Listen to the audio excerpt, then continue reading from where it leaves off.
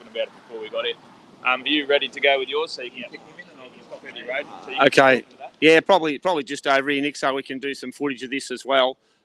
Get across the top there. So we're hot. Okay, so we want to do a little bit here. We're going to have 2 live streams running, which is going to be very interesting. So what we really need to do is get the both of us together and talking the same thing. But I think at this point, it's very interesting to see the people that we've got here in Rockhampton. And, you know, we've got 2 lives going now doing separate things, which that's okay. That's all right. We've got the sign here for Billboard Battalion live stream viewers. We have the Exit to Who happening here. And this is a sign that, as I said just before, and we were doing it on Jodie's live stream, this is a sign here that we got from Deb in Tamworth. We met Deb when we did our first thing we did our first meeting at Wallabadar. That was the first port of call for our tour. So what we've got here happening now is we're down at Michelle Landry's office, and she's a federal member for Capricornia here in Rockhampton in Queensland.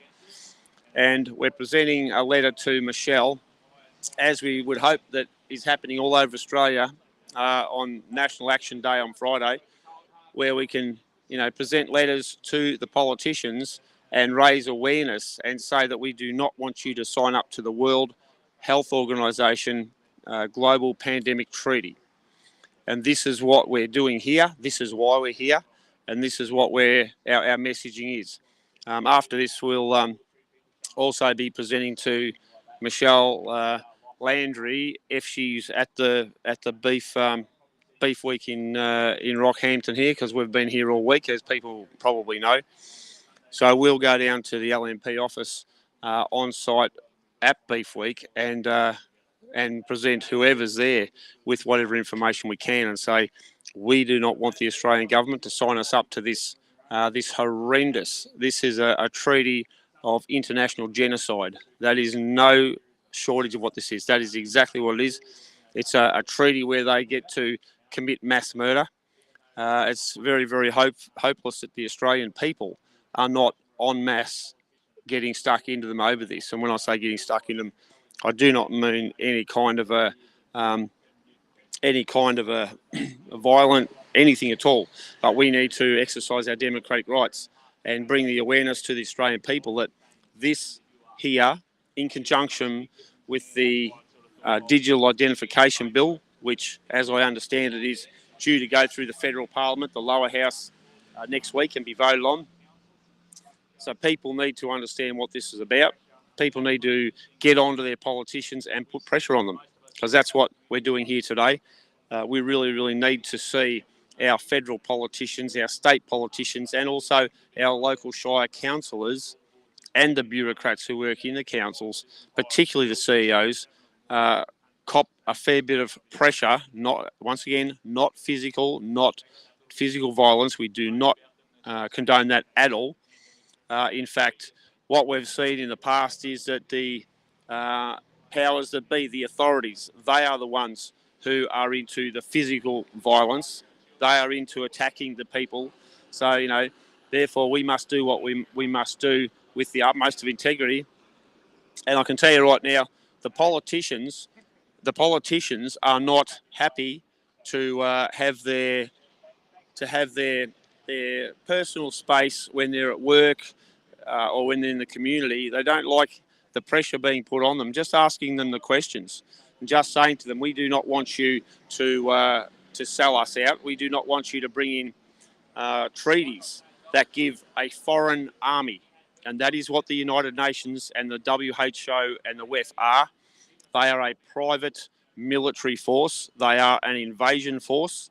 And this is all part of what they are trying to do to take Australia. You know, Australia is under attack. Australia is being attacked. And therefore, we need, as a community and as a population in the country, to stand up and push back against this. So this is one of the reasons why we've been at Beef Week and why we're doing our tours. So, you know, we're going to be presenting very, very soon to Michelle Landry's office, because you can bet your life that as a federal representative, she won't be representing. she won't be here. She'll be too frightened, too scared to be here. So at the end of the day, and when I say scared to be here, she won't like to have to qualify her actions. She won't like to have to be transparent. She won't like to have to explain to the electorate why she is selling them out, why she is, getting them very, very seriously in trouble. So for that end, Billboard Battalion has been very, very happy to work in with the Alliance Council of Australia and with Jodie Lowe and the Australian Fight Back Club and all the other people, all the other groups and all the other individuals, and in particular the medical professionals who have been a part of the Alliance Council of Australia, a lot of the AMPS doctors and nurses, a lot of the medicos who are saying, all this is wrong, what happened with COVID is wrong, and we should pull out of the WHO, the World Health Organization. Australia has no place. And when I say Australia, I mean the corrupt politicians who want to sign us up to this. This is the one world government they talk about. When we heard people talk about the one world government being just a conspiracy theory, etc., and so on. So, this is where the rubber hits the road here. And, this treaty is all about a one world government, a one world power, where whoever's running the World Health Organization at the time, whichever is the numero uno terrorist in the world, this is the World Health Organization, they want to take over our country. They want to take control of our food, of our economy, our production, our transport, housing, social, everything. They want to be able to take over that. And that's what this is about. This has nothing to do with a genuine concern over people's health. The only genuine thing that they're interested in people's health is getting rid of it, is ending your health. So we've got our sign here once again for people who might have just come on. We're in about exiting the WHO. That's, as I said, something that I believe we should really be looking at, a case where the WHO are arrested, charged, and stand trial in military court martials, because this is so serious. So we'll be presenting a letter very, very soon to what's happening here. And then the people who are left, who are interested, with the Billboard Battalion bus is down at just around the corner from Beef Week. So therefore, we're, asking anybody who wants to come back there and be present to present, if they've got tickets to come into the Beef Week, then they absolutely should be looking at doing that. We're more than happy to have people coming on board with that. So, but once again, everything is peaceful. The event down there at Beef Week is, it's privately run. It's not a public thing for people to use for political purposes. However, what we've seen is that the politicians use Beef Week for their political purposes. And I mean, we did see the Queensland Premier, we saw the so-called Prime Minister making a lot of use of Beef Week for their personal political benefits. So therefore, we want to make sure that many of the people who spoke against the Prime Minister and about the Premier here in Queensland, those people have given them a lot of stick. So, I think that we need to look at their policies. We need to make sure that the Prime Minister is not only held accountable, but in my opinion, should be also in jail. We've got a fair bit going on here with Queensland Police, which I'll be speaking about a little bit down the track. But we also, should be saying to Queensland Police, why are you not arresting the Prime Minister here? Why are you not arresting the Premier and charging them with crimes against humanity, with crimes that include global genocide, with crimes that include mass murder? Because, I allege that's what is happening, and these politicians should be standing trial because this is what they've done. So I see a couple of people here knocking on the door of the Michelle Landry's office. I don't suppose it's any surprise that they don't seem to be open. So we did give them plenty of warning, of course, that people are coming here to present to them. And I suppose the fact that they've got the doors locked really tells you that these politicians are locking the doors to democracy. They're locking the doors to the public, to we the people. And they're locking the doors to our public safety, because that is what we're all here about, is to say we want our communities to be safe. We want to have security for our kids. And these people are in the business of trying to sign up to a policy that puts your kids in enormous danger. That is what this is about. And in fact, the Australian population in enormous danger. So I'll just talk to Jody here for a second and see if he's, because this is their patch here, this is their territory, see if Jody's got any information on where we're at with Michelle Landry, MP, or no-show Michelle. We'll just go and have a bit of a quick chat to Jody and find out what's going on if we've got any other information. So, Jody. That's all right. So we're just talking here to Jody now, and to see that this is his sort of patch up here. Where, as everyone knows, we're from Victoria. This is the Queensland. So this is our miner mate with a cowboy hat on. He's trying to do a Tim Fisher. Miner, mate. He's trying to do a elbow. If Albanese can walk around with a hat on. Oh, Penny, you didn't get the right hat for me, Penny. Oh. Yeah, so if he can walk around with a cowboy hat on, at least I live in the bloody region. Like that toff living down there, got no idea what we do up here in the bush. But yeah, I'm from the Flynn district, so the Flynn district just borders right along the edge of the Capricornia district. But I grew up in the Capricornia, out in Middlemount, which is just a little bit further out here. And obviously, Rocky's always been the beef capital. So this is my home. Central Queensland is my home, and it's bordered by this place here. So. Warms my heart to see so many people here make the effort and come along and try and draw attention to the fact that we need to get rid of this get rid of these globalists and just start raising people's awareness. There's people, every person that's going past here today, they're looking and going, what are these idiots going about? And they're like, then they start thinking about it and they go, and they might Google it or they might hear about it. Wade's a good farmer planting seeds everywhere he goes. You know what I mean? And that's what they do. Our words, they plant the seeds. Yeah, it is. So and we've been planting a lot of seeds at Beef Week.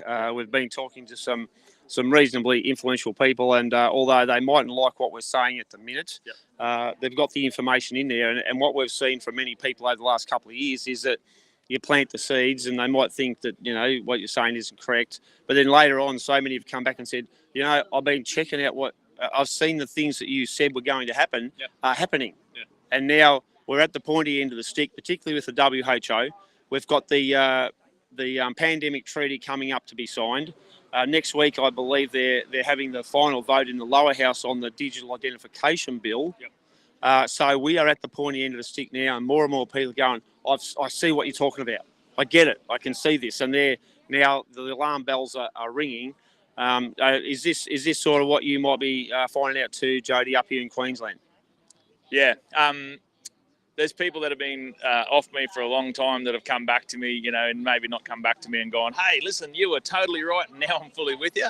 They slide their way back alongside you and sort of pretend like they've been in the picture the whole time. But, the cold, hard reality is it's been a long, bloody battle for the last couple of years for me, standing alone, doing these lives, doing the talking, and not having, going from 10 people to 20 people to 100 people listening in a video or something like that.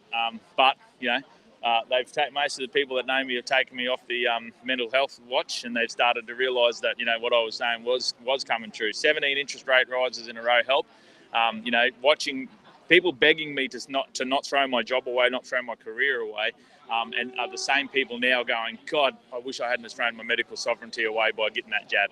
I never came across a person in my time that wanted to get the jab because they were scared of COVID, and I've since not come across a single person that'll converse with me that isn't absolutely gutted that they got their family and themselves, vaccinated against this with the bio weapon. You know what I mean? So that's enough, but still they don't come. Still they don't know what they do. Still they're at work today. Still they're going to the footy this weekend. Still they're on the beers. Just letting this sort of shit roll on through. So. We have had the same thing.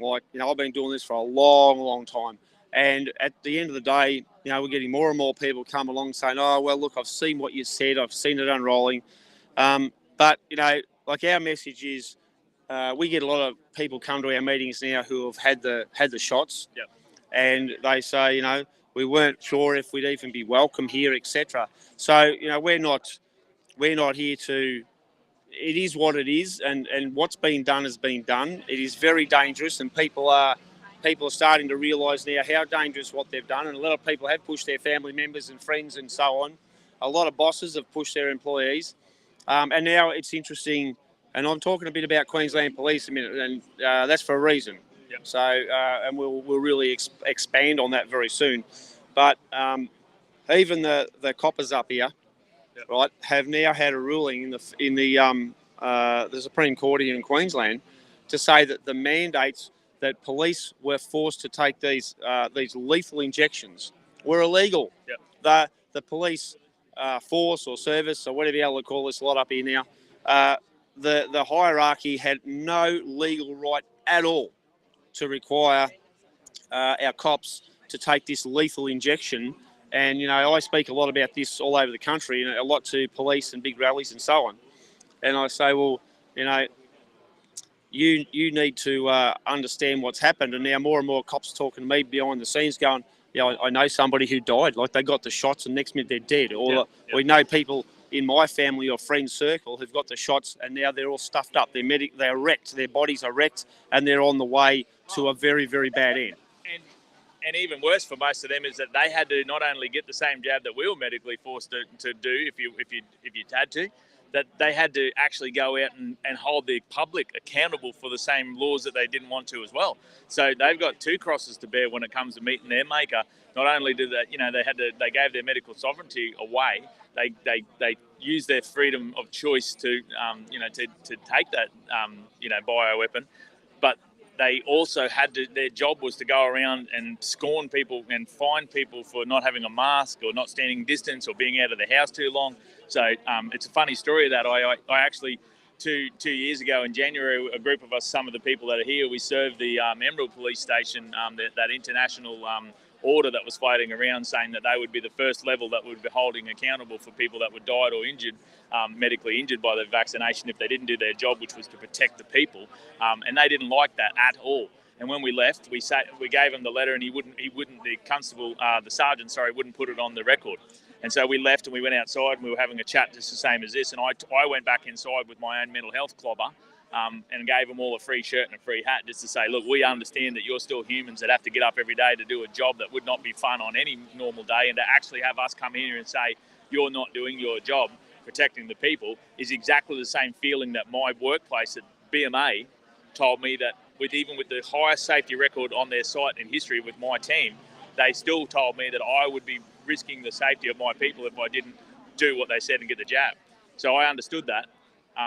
We went back outside, and 5 minutes later when they drove out, they said my company car was out of rego, and they said probably be a good day to go and get it registered. And so only just pure karma, good karma came straight back to me when I'd already gone back. If I hadn't gone in there, if I was just spiteful and mean and nasty and just said you're a bunch of so-and-sos, I would have copped a nice big fat fine that day. And look, there's some humans out there too. I don't believe in the whole good cop, bad cop thing. I think there's a lot of humans that have been corrupted for a long time, and most of them don't even know that they're under the control of these powers, the World Economic Forum, the World Health Organization, the UN, and planting seeds is the best way to do it, eh? Well, and look, this is a big thing that we need to really expand on and explore because, when we come up here to Queensland, so we met some of the Queensland coppers here the first day or so that we're here, more or less, and some of them are absolutely terrific, Yep. Some of them, and this is the thing that we need to break down. You peel a uniform off these people, Yep. and they're just like us. They're mums and dads and husbands and wives and brothers and sisters and all this sort of stuff. And this is the sort of level that I work with, and I've spoken to a lot of coppers over the time, which is why, it is so disastrously disappointing to me to run into a small handful of them here in Queensland that make the Queensland police force look like a joke. Yeah. These people, their actions are quite disgusting. Yep. And I think that, we have flashbacks. Every now and again, something will pop up on social media or whatever, where you see some of the flashbacks to the lockdowns and the things that were done to people. Rubber bullets is always a good thought. Well, and I can even say that, I can remember back the time when some of the people in uniform were saying we should be able to use live rounds. Now, the bottom line is, and the messaging is that, number one, I speak to a lot of the cops when I'm doing, speaking at these big rallies, and I say, well, number one, your police command and your government forced you to take a lethal injection. And this is the medical expert saying this, not me. And the evidence now is that people are dropping everywhere from this. Number two, and what the big point we need to make from the point of view is this is going to happen again, right? Your government is preparing another attack on the Australian people, right, along the lines of the COVID attack.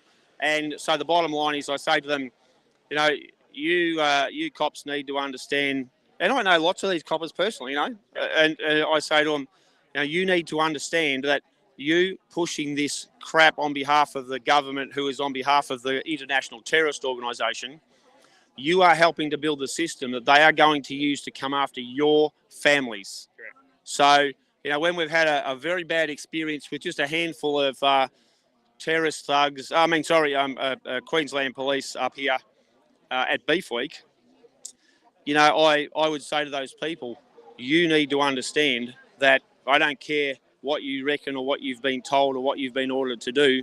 We're going to get to a point where you need to make a decision, because they are coming after your families exactly the same as ours, and you're helping them to do it. You're helping them to build the systems. So, this is a big deal, and this pandemic treaty is what your governments and your police command and your Australian Defence Force commanders are waiting on, so they can move and attack you. That's what this is all about. This is what this pandemic treaty is all about. And also the digital identification bill that's going through, that has to be worked in conjunction with a lot of other things to give them the power and the tools to enforce this stuff. So, we've seen that go through the upper house there the other day, Jody. So, we're looking at this other legislation to go through. So, what are your opinions up here in Queensland about what we're talking about? So Nathan Rosa is a man with big steel balls, a friend of mine through this sort of network, reached out to me the other day. I got him a job back in the industry. He turned down a job here in Queensland. He left because they were medically mandating against him with the jabs. He hasn't been back for 3 years. And he said it's time. His coffers are running. He's been fighting the hard fight. His coffers are running low. So he wanted to go back mining. I got him a job. And he showed up the other day, and Queensland said that they need to have a digital ID to get his medical to be able to progress. So he's like, God damn it. And so he will stand his ground. So he rang me, said, what can we do? So I went to the local federal member and to the state member in Flynn. Neither bothered to ring me back. Very important to be here fluffing themselves at Beef Week, not worry about the actual people and the constituents in their area. So they made the choice not to take any notice of me. I rang Rennick and I rang Malcolm Roberts. Rennick didn't give me much because it's a state level. Roberts has been doing his best to use it as a catalyst for the lies that are talking about the federal vote on this pandemic. So what you'll see is MyGov ID is the federal version, and QGov ID is the state version. They are exactly the same systems, and the federal level is telling you right now that the digital ID will not be used against you, will be voluntary, and you will not be mandated in any form. But yet the exact same framework underneath it, under QGov ID, doing exactly the same thing with your medical health through Res Health, is mandating against them that they can't go any further with getting a job because they've got to have a digital ID. So you tell me who's lying, because I can tell you now that they are either incompetent or doing it on purpose. I don't really give a fuck which one. They don't deserve to be in their role if they're doing that to the Australian people. So, yeah, that's what I take it from. That's what's happening in Queensland. So we remember back to all the and I don't know what you want to call a mandate or not a mandate. We get into all this garbage, but where people are told you cannot enter a hospital and get medical treatment, you cannot have a job if you don't have the poison injected into you. Those are mandates. I don't care which way, because we heard Scott Morrison with that filthy, cheesy, you might remember that scumbag-looking smile on his face when he said, "Oh, we didn't mandate anything." So this is their deal.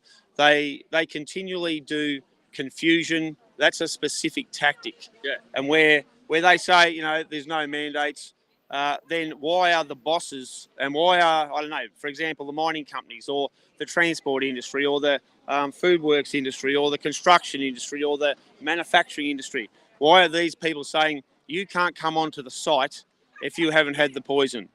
You know, so these are mandates by whichever way you want to say it.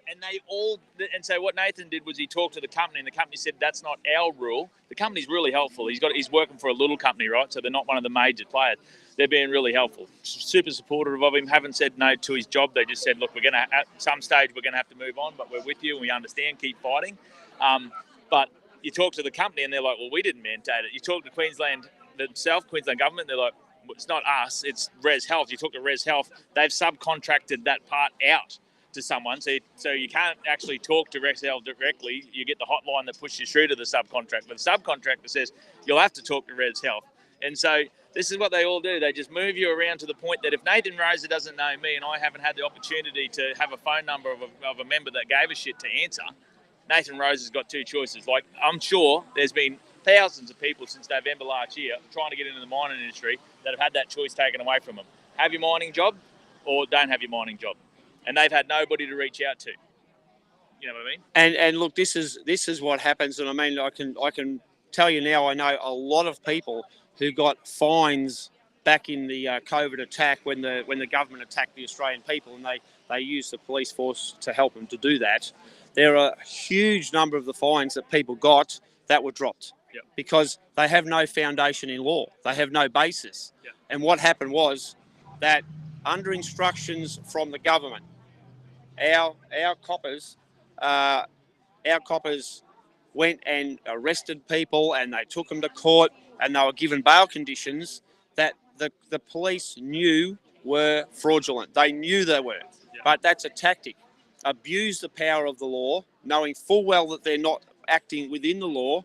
And then that has the result of people being either put in jail or ordered off the place, you know, under the conditions or the bail conditions. And this is one of the major problems that we've got, is that our police forces are now being used as the personal army of the politicians. Big shout out to Peter Dutton. G'day, Peter. How you going, mate? Just a question. Are you using our police forces for your own personal political agendas and your so-called policies? Are you using our police force to try and make sure you don't bump into people in the public who might ask an honest question or who might just say g'day, and you might not want to be seen standing near or inside, you know? And are our police actually telling us the truth? Are our federal cops, are they actually telling us the truth, or are they actually political operatives? I think the second one really is coming down to it. Talk to some people, or just finish with this. If you want to know what they're doing, ask this office in here. So Michelle Landry, as I rang to say that we're going to come and offer Michelle to be here so we could hand her the letter written by a lawyer. Okay, not crazy cook of conspiracy theorists that we are. Written by a lawyer. Speak for yourself. Correct.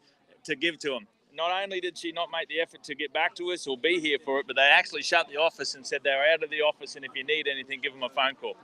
So that's where we're at with this. They contacted the Australian Federal Police to say that we were going to stand out here and do this for our own medical sovereignty in this country, and then shut the office, a taxpayer-funded office. I bet you they're still on the payroll. I'd like to see a copy of their timesheet today to see whether they still charge the taxpayer for not being available at that office, or whether they actually took it on their own time and went home, you know, for an hour or something like that. But that shows you what we're dealing with here. Serious issues from serious people. So I'm just going to move over, Wade, and just talk to a few of these before they scatter, and then, yeah, mate, if you want to finish up yours. Yep. Thanks. So here we are, and you've just heard it from one of the locals, more or less, is that Michelle Landry was given a bit of a heads up that, you know, some people are going to come here and present to us some paperwork and, you know, say that we did not part of the WHO treaty on global genocide, which it is, and they're not even here. So it's rather interesting that our politicians, you know, would, apparently from what Jody was saying, contact the AFP, the Australian Federal Police, and I use that term very, very loosely, because, as I said, with police, once they cross the line and turn into criminals, they are no longer police. They are absolute criminals. And, you're either working within the law, you're working to keep the Australian people safe, or you're not. And, when we see, once again, our police being used as political soldiers, political mercenaries, armed thugs, armed criminals, once you cross the line, our cops and our security services, once you cross that line, you are not police. You are criminals, and you are involved in the attack on the Australian people.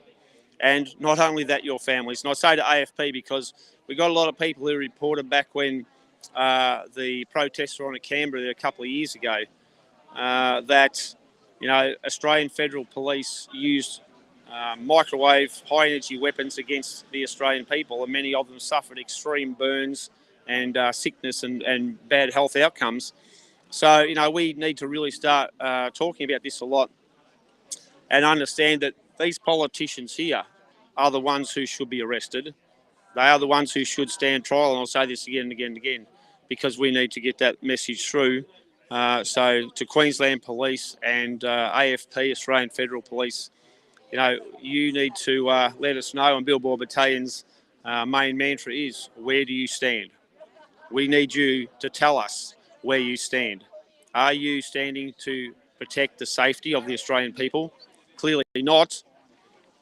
Are you standing with the global terrorist organisation and allow yourselves to be used for that? And I can say to our cops, whether it be AFP, state police, whatever, the time is coming very, very soon where you people need to make a decision.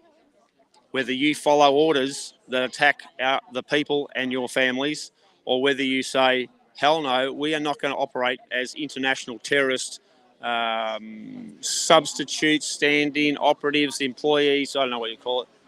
But you need to make that decision, because that decision is here now. And I can tell you right now, your government, working for the WHO and the WEF and so on, is planning on bringing shocking stuff to our country. And you people will be the first line of assaulters, of attackers. And that will be then backed up by UN troops, the peacekeepers, which are actually an invasion force.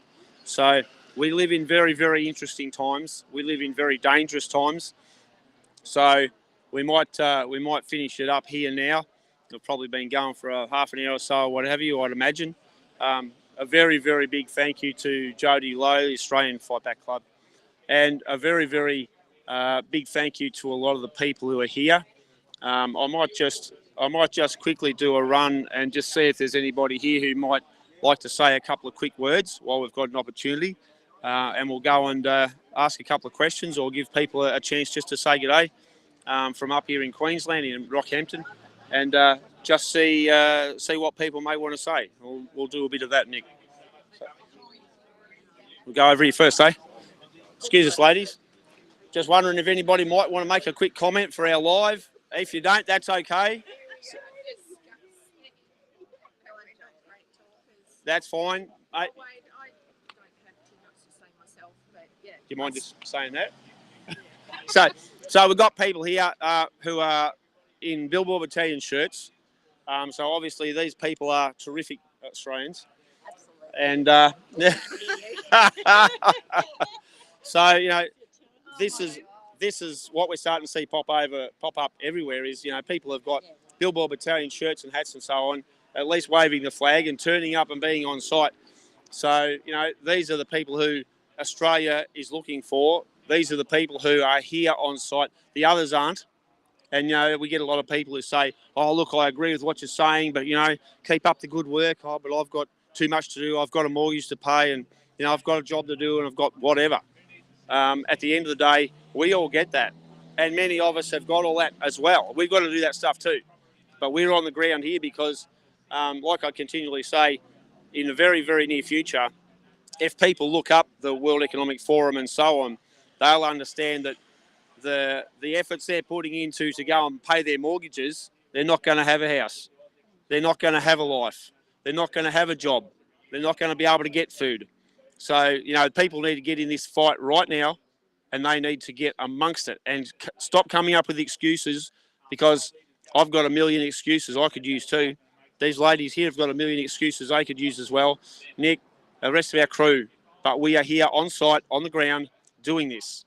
So, you know, don't be afraid. And like I'm saying to a lot of the cattlemen and women I'm talking to last week, stick your head up out of the crowd. We get a lot of people who say, yes, we understand what you're talking about, and I agree with you, and good luck, and, you know, keep up the fight.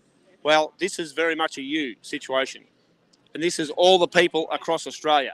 Stick your head up out of the crowd, put your hand up, stand up, get a bit of spunk in your backbone, and move forward. Walk forward. Get in this battle, because it's not going to be too long before you won't. And what's that? It's crucial. It is. Crucial times. And what I say to so many people, you know, who might say, oh, we don't want to hear this stuff, it's whatever, and so on. It's too hard hitting. Well, you're going to hear about it. You do not have a choice.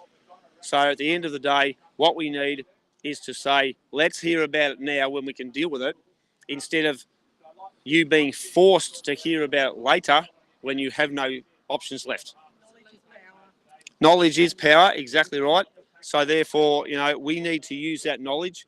We've got some terrific people here, and Jody and the rest of it, people are really coming out there and trying to get that knowledge out to the public. So it's here and now. The time is now. Find your courage. Yes, find your courage, exactly right. So a big thanks to everybody for coming here. What's he on the way back this time? That young girl, even if you shakes, just speak your truth. Yes. You know, like everything. Yeah, just do it for your children. Like, you know, what kind of world are we going to be leaving them if we don't? And exactly like I continually say, do not stand up and tell me you love your kids and you love your grandkids and all the rest of this if you're not prepared to stand on the line right now.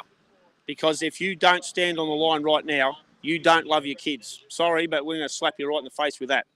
You know, if you're not prepared to stand up now to defend your kids' right to be alive, then you're not good parents, you're not good grandparents, and you don't care about your kids. You're happy to see them just be taken. You're happy to see them be attacked, starved, and wiped out. That's the equation. That's what we're dealing with right now.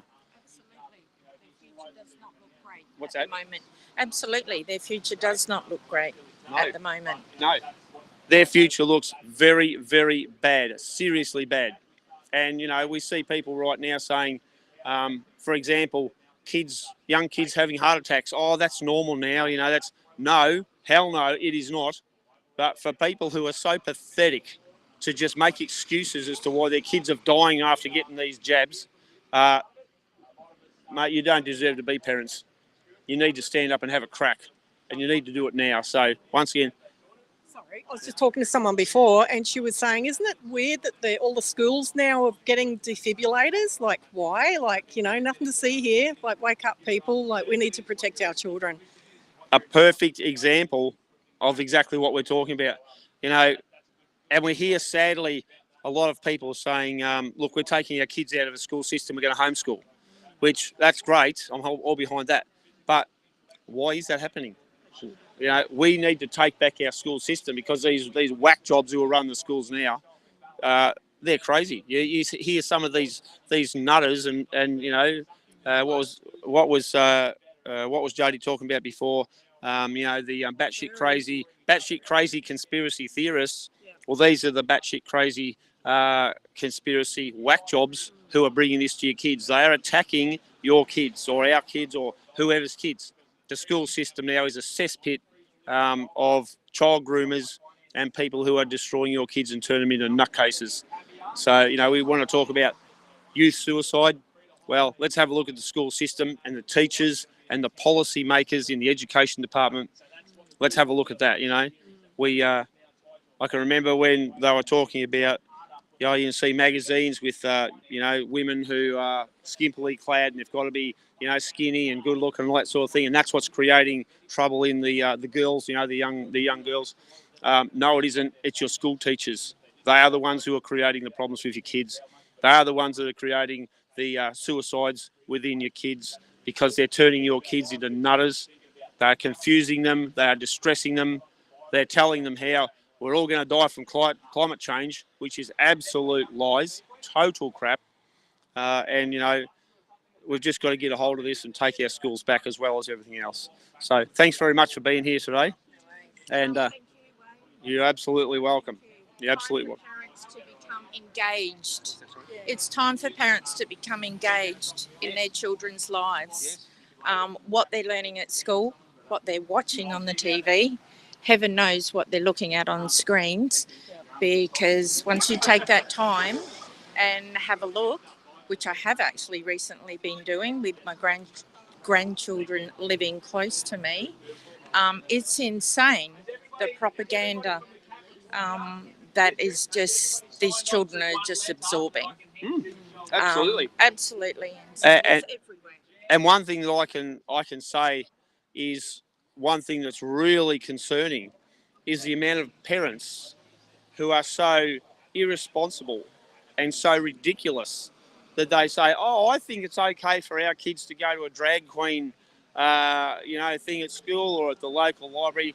Now, these people are not parents. I don't know what the hell you call them, but they shouldn't be left alone near kids.